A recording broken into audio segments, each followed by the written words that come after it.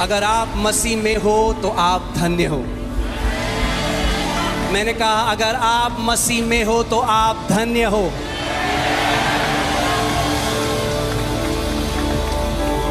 वो प्रिविलेज, वो आदर जो दुनिया के सबसे अमीर लोगों के पास नहीं है, वो आपके और मेरे पास है, क्योंकि हमारा नाम मेमने की उस जीवन की पुस्तक में लिखा गया है। आमीन। अपने पड़ोसी को बोलो आप धन्य हो क्योंकि आप मसीह में हो। आमीन, हालेलुया। बोलो प्रभु यीशु मसीह की। आमीन। आप सब बैठ सकते हैं। हालेलुया। आज पास्टर सामर्थ हमारे बीच में नहीं है, वो ट्रैवल कर रहे हैं, वो बैंगलोर में है, तो मैं हिंदी में प्रीच करूंगा और इंग्लिश में कुछ वर्सेस मुझे हिंदी में नहीं आते, तो जो आएंगे हम लोग साथ में मिलके उसको देखेंगे, राइट। मगर मैं चाहता हूं आप बिना किसी डिस्ट्रैक्शन के आज वचन को सुने, क्योंकि ये वचन बहुत ज़रूरी है मसीह की देह के लिए। वचन ये केवल एफओएलजे कलीसिया के लिए नहीं है, मगर पूरी मसीह की देह के लिए ये वचन है आज। आमीन। और आज जो वचन है वो है पीढ़ी दर पीढ़ी के जो श्राप हैं उनसे छुटकारा। आमीन। सो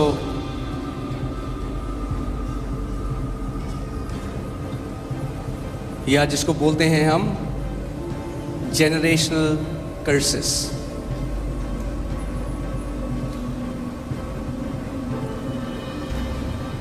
पूरी जो लड़ाई है वो है ज्योति और अंधकार के बीच में। आज ध्यान से इस वचन को सुनिएगा, क्योंकि विश्वास कैसे आता है? सुनने से। और मैं आज आपको एक बात बताता हूं, केवल विश्वास ही सुनने से नहीं आता। गलातियों की पुस्तक में परमेश्वर का वचन कहता है कि वो परमेश्वर जो तुम्हें आत्मा की सप्लाई देता है, कंटिन्यूअस सप्लाई देता है, जो आत्मा को उंडेलता रहता है तुम्हारे जीवन में, और जो तुम्हारे बीच में चमत्कार करता है, क्या वो व्यवस्था के कामों से वो करता है या विश्वास के सुनने से? पौलुस गलातियों की कलीसिया को एक करेक्शन दे रहा है, क्योंकि उन्होंने शुरू तो किया प्रभु यीशु मसीह के ऊपर विश्वास करके, मगर वहां से फिर कर चले गए पुराने नियम में। और ये गलातियों की कलीसिया के साथ ही नहीं है, ये आज भारत में और दुनिया में बहुत सारी कलीसियाओं के साथ है। इसीलिए बहुत ज़रूरी है कि हम वो लोग बने जो वचन में अड़िग हो। Amen? The authenticity of a teaching does not come by when a popular man of God preaches it. It comes through the word. यानी एक वचन जो डॉक्ट्रिन है वो कितना सही है, वो इस बात में निर्भर नहीं करता कि एक परमेश्वर का दास जो बहुत फेमस है और लाखों लोग उसको फॉलो करते हैं वो सिखाता है, उससे कोई फर्क नहीं पड़ता। आमीन। और कई ऐसी डॉक्ट्रिन्स है बॉडी ऑफ क्राइस्ट में जो हमने बिना परखे खा लिया, और उसकी वजह से आज हम बॉन्डेज के अंदर हैं, उसकी वजह से आज हम बंधन के अंदर हैं।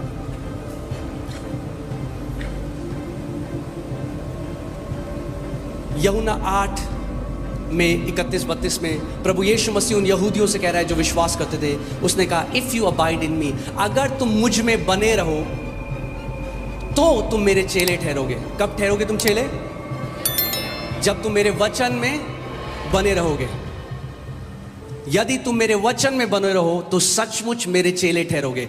यानी डिसाइपल कौन है? डिसाइपल वो नहीं है जिसने डिसाइपलशिप क्लास ज्वाइन करी है। डिसाइपल वो है जो वचन में बना रहता है। आमीन। अगर आप वचन में बने रहते हो तो आप क्या हो? आप चेले हो। और फिर 32वीं आयत में यीशु ने कहा और तब तुम सत्य को जानोगे और सत्य तुम्हें हर बंधुआई से आजाद करेगा। क्या आजाद करेगा? क्या आजाद करेगा? नहीं, सत्य आजाद नहीं करेगा। जिस सत्य को आप जानोगे तब सत्य आपको आजाद करेगा। truth does not set you free. It's the truth that you know, that truth sets you free. Amen. You shall know the truth. और ये जो शब्द know है, ये ग्रीक इब्रानी जो शब्द है गिनोस्को, उससे आता है। अगर आप देखेंगे गिनोस्को। और मैं आपको एक बहुत ही अमेजिंग बात बताने वाला हूँ। इसका मतलब ये नहीं है हाँ मैंने सुन लिया, हाँ मैंने किसी टीचिंग को, मैंने किसी शिक्षा को सुन लिया तो मैं जानता हूँ उसको। ये वो वाला नो नहीं है। ये वही नो है जो मैथ्यू 1:25 मत्ती 1:25 में यूज होता है कि जोसेफ मरियम के पास तब तक नहीं गया और तब तक शरीर में उसके साथ एक नहीं हुआ जब तक प्रभु यीशु मसीह पैदा नहीं हुए। यानी ये इंटीमेसी और यूनियन को दर्शाता है। वही शब्द है he did not know. Same शब्द आप खुद इसको पढ़ सकते हैं गिनोस्को। यानी नो जो बाइबल की है, जानना का मतलब है केवल दिमाग से बुद्धि से जानना नहीं, मगर उस सत्य के साथ एक हो जाना, to become intimate with that truth, उसको एक्सपीरियंशियली जानना। आज क्यों इतने मसीह हैं जो आज़ाद नहीं है? वो इसीलिए आज़ाद नहीं है क्योंकि वो अपना छुटकारा अलग तरीकों से ढूंढ रहे हैं और वैसे नहीं जैसे प्रभु यीशु मसीह ने कहा उनको छुटकारा मिलेगा। Write it down if you're writing it down. The lasting deliverance comes through the word.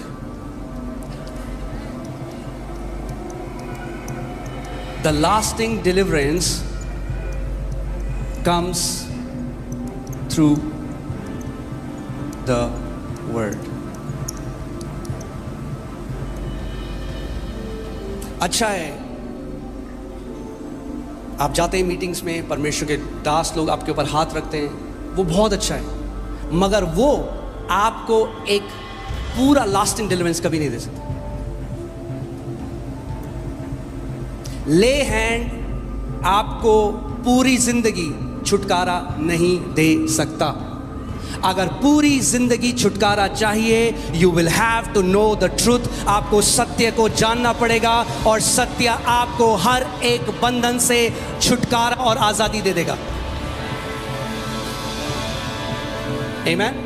Otherwise that will be a temporary fix.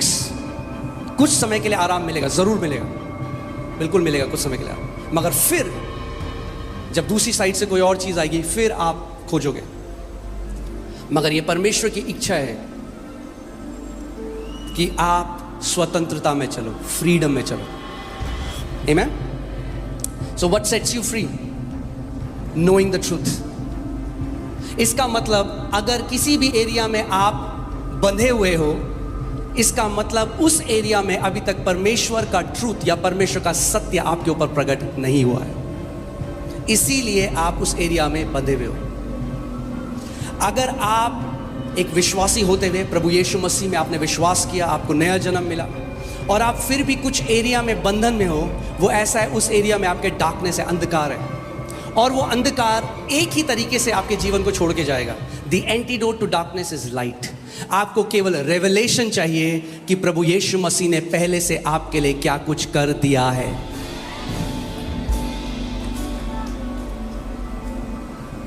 आमीन। सो अगर मैं बोलूं सबसे बड़ा रेवलेशन, सबसे बड़ा प्रकाशन आपको है जो आज क्या चाहिए, सबसे बड़ा प्रकाशन आपको ये चाहिए कि प्रभु यीशु मसीह ने आपके लिए क्रूस पे क्या कर दिया। आमीन। सो आज हम जो डॉक्ट्रिन के बारे में बात करेंगे वो है जनरेशनल कर्स। बहुत फेमस डॉक्ट्रिन है और मुझे पता है कुछ आपसे शायद आज लोग मुझसे नाराज भी हो जाएं, पर ठीक है, वैसे भी मैं आपको खुश करने के लिए नहीं आया हूं। मैं सत्य बताने के लिए आया हूं जो सत्य आपको आजाद करेगा। मैंने कहा अगर आप सत्य को जानोगे, सत्य आपको आजाद कर देगा। नहीं तो भागते रहोगे एक जगह से दूसरे जगह जिंदगी भर और कहोगे श्राप नहीं टूटे हमारे। आमीन। मैंने आपको क्या बोला है, कई बार हम क्या करते हैं जब हम किसी बड़े परमेश्वर के व्यक्ति को, when a big man of God preaches something, हम लोग क्या करते हैं बिना परखे उसको क्या कर लेते हैं, खा लेते हैं। मेरा जीवन उस दिन बदलना शुरू हुआ जब मैंने एक कमिटमेंट किया, एक डिसीजन लिया। मैंने कहा प्रभु चाहे कोई भी परमेश्वर का बंदा प्रचार करे, अगर तेरे वचन के विरोध में बोलेगा तो मैं नहीं मानूंगा। और आपको भी आज बोलता हूं, अगर मैं परमेश्वर के वचन के विरोध में कुछ बोलूं तो मत मानना। आमीन। क्योंकि परमेश्वर ने अपने नाम से भी ऊंचा अपने वचन को किया है। सो आज ये जो पीढ़ी दर पीढ़ी, आप जानते हैं बहुत फेमस टॉपिक है, बहुत कॉन्फ्रेंसेस होती हैं इसके अराउंड, बहुत बुक्स बिकती हैं इसके अराउंड, स्पिरिचुअल वॉरफेयर में बहुत माना जाता है। मगर आज हम वचन से देखेंगे कि सच में ये जनरेशनल कर्ज है क्या, कैसे हम इसको तोड़ सकते हैं, कैसे हम इससे छुटकारा पा सकते हैं। तैयार हैं आप?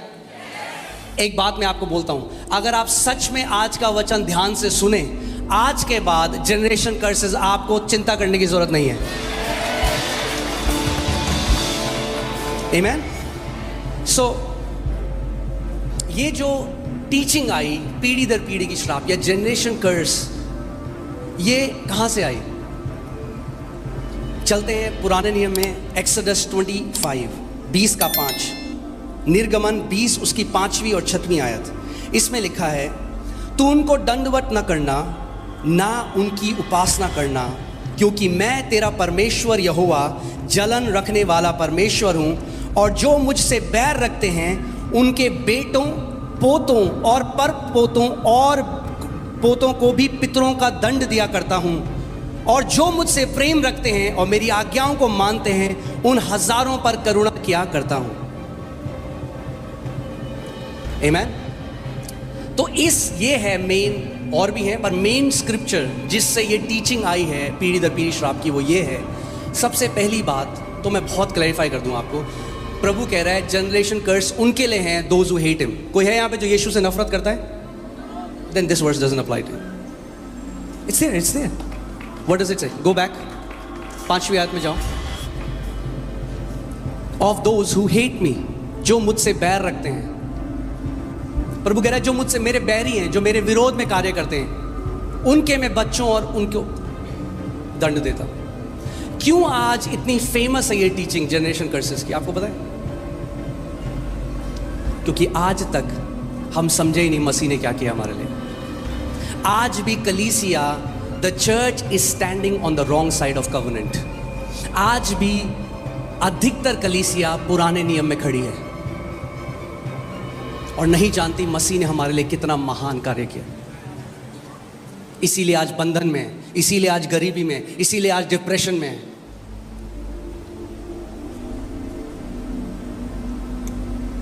प्रॉब्लम इस शिक्षा के साथ ये है, मुझे पता है आप में से बहुत सारे लोग भी मानते हैं इसको, इसीलिए प्रभु ने मुझे वचन दिया आपके लिए। प्रॉब्लम ये है पीढ़ी दर पीढ़ी श्रापों की शिक्षा में, जनरेशन कर्सेस की, कि जो कोई इस शिक्षा को मानता है वो कभी छुटकारा ऐसा लगता है उसे मिला ही नहीं है। क्योंकि आप उसे हर अलग कॉन्फ्रेंस में देखेंगे, फिर हो जाएंगे, पास्टर हमारे पीढ़ी दर पीढ़ी के श्राप तोड़ दो। अरे तो 6 महीने पहले तो गए थे कॉन्फ्रेंस में, टूटे नहीं गया? कितनी बार तोड़ोगे?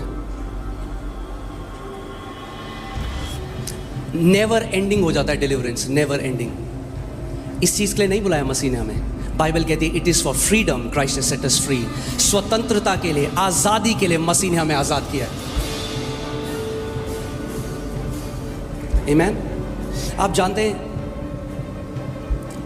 Teachings like this have robbed the church of their inheritance. ऐसी शिक्षाओं ने परमेश्वर के बेटे और बेटियों से उनकी मिरास को छीन लिया है। आपको आइडिया नहीं है कितना मुझे हेट मिलने वाला इस शिक्षा के बाद, पर इट्स ओके। मुझे प्रभु ने सत्य प्रचार करने के लिए बुलाया।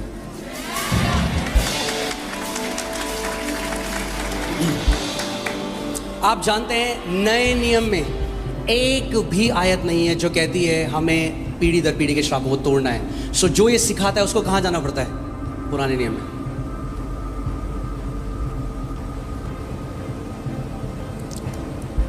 आमेन।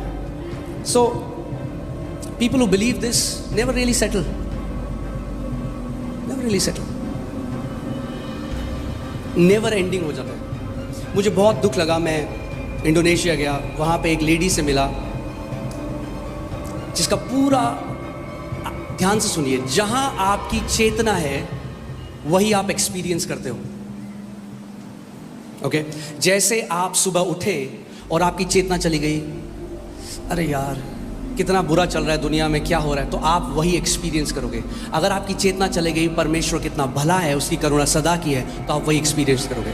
सो परमेश्वर भी आपकी चेतना के पीछे है और शैतान भी आपकी चेतना के पीछे। आमीन। और इतनी दुख की बात है कि कितने मसीह आज हैं, उनकी चेतना में क्या है? श्राप, दुष्ट आत्माएं, कलेश, और वही वो एक्सपीरियंस करते हैं। सो क्योंकि अगर देखिए Bible says we who believe have entered the rest. अगर आप सही विश्वास करते हो, उसका प्रकटीकरण यह है कि आप विश्राम में प्रवेश कर जाओगे। सो क्या है, कई लोगों को सिखाया जाता है अब तुम्हारे बाप ने जो पाप किया, उस आपके दादा ने, आपके परदादा ने, उसके दादा ने, उसके बाप ने, अब आप सब का पश्चाताप करो। भैया मुझे क्या पता मेरे परदादा ने क्या किया?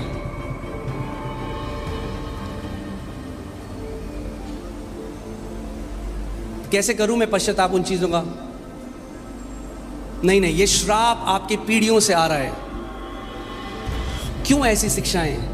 क्योंकि मसीह का ज्ञान नहीं है, क्योंकि आज भी पुरानी वाचा में जी रहे हैं और उसी के फल को भी खा रहे हैं। राइट?